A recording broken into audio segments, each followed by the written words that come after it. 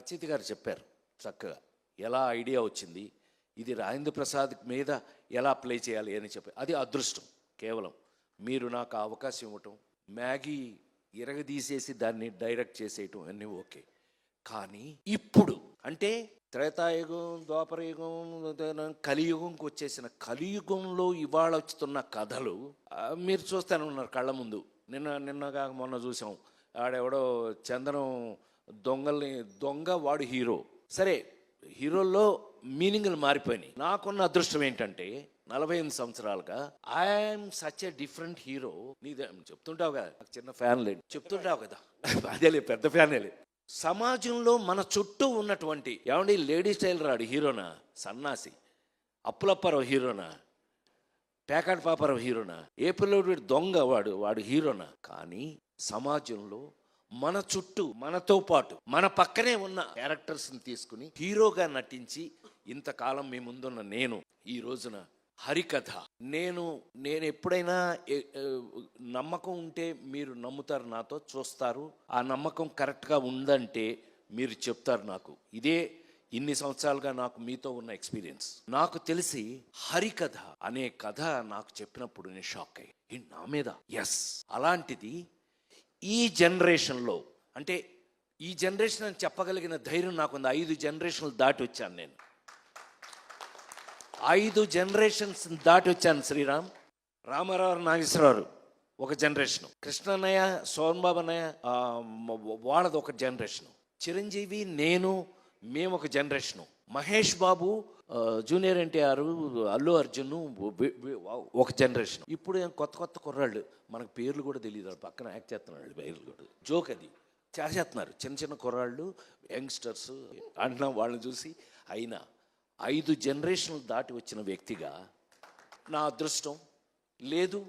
యాక్టర్గా నేను పనికొస్తానని నాకు మా వాళ్ళు రాస్తున్న క్యారెక్టరైజేషన్స్ కానీ ఏదైనా కానీ వీళ్ళతో పాటు కలిసి యాక్ట్ చేస్తుంటే ఇంకా ఫ్రెష్గా ఉండటం గొప్ప విషయం. అయితే అతి ఆశ్చర్యమైన విషయం ఏంటంటే హరికథ సినిమాలో ఎప్పుడో ఎన్టీ రామారావు గారు, నాగేశ్వరరావు గారు వాళ్ళు యాక్ట్ చేసిన కథ తీసుకొచ్చి ఇవాళ రాజేంద్ర ప్రసాద్ అనే నాకు తీసుకొచ్చి తగిలించడం, ఇది నాడే జోక్.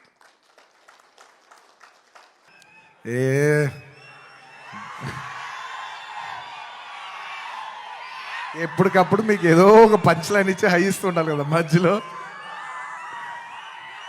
ఏంది పుష్ప అంట ఫ్లవర్ అనుకుంటారా,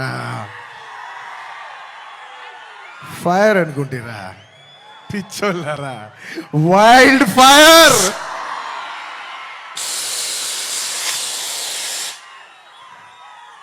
సినిమాలో డైలాగ్ అది. Thank you for your love.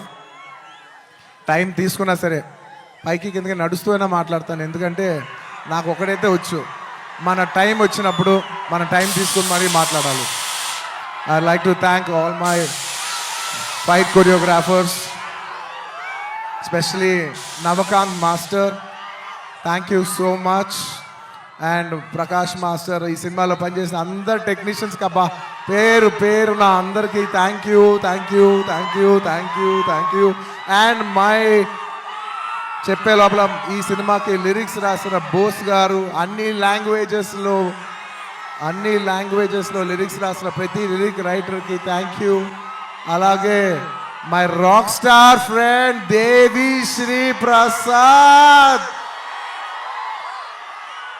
Devi, I love you, thank you so much. నేను ఎంత చెప్పినా తక్కువ అవుద్ది, ఎందుకంటే 20 ఏళ్ళ జర్నీ ఈ స్టేజ్లో చెప్పలేం కదా. Thank you Devi, thank you for all your love, all your songs. Above all I love you. మీ ప్రేమకి థ్యాంక్ యూ అబ్బా, మీ ప్రేమకి థ్యాంక్ యూ. ఐ లవ్ అంటే ఎంతో ప్రేమతో పిలుస్తాను, నా సొంతంగా ఫీల్ అయి పిలుస్తా. I love you my army, I love you. Thank you. నేను నిజంగా నా కష్టం, రేపు ఈ సినిమా హిట్ అయితే మీకు అంకితం చేద్దామని వెయిట్ చేస్తున్నా, కానీ నా కష్టం మాత్రం మీకే అంకితం అబ్బా, నా కష్టం మీకు అంకితం. ఈ December 5th నా కోసం మిమ్మల్ని 3 ఏళ్ళు వెయిట్ చేయొచ్చా? ఈ December 5th నేను స్క్రీన్ మీద వచ్చినప్పుడు మీ అందరికీ నేను హాయ్ చెప్పినట్టే. Thank you so much. మీ అందరూ మనసుల్లో ఈ పుష్ప క్యారెక్టర్ మిమ్మల్ని ఎంటర్టైన్ చేస్తుంది. నేను ఇది బయట వాళ్ళకి చెప్పను, కానీ నా ఫ్యాన్స్కి మాత్రం చెప్తా, this Pushpa character will touch your heart. Thank you everybody. ఇంకెవరైనా మర్చిపోయి ఉంటే క్షమించండి.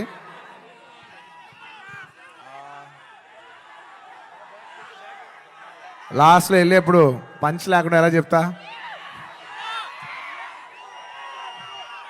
పుష్ప అంటే ఫ్లవర్ అనుకుంటేవా, ఫైర్ అనుకుంటేవా?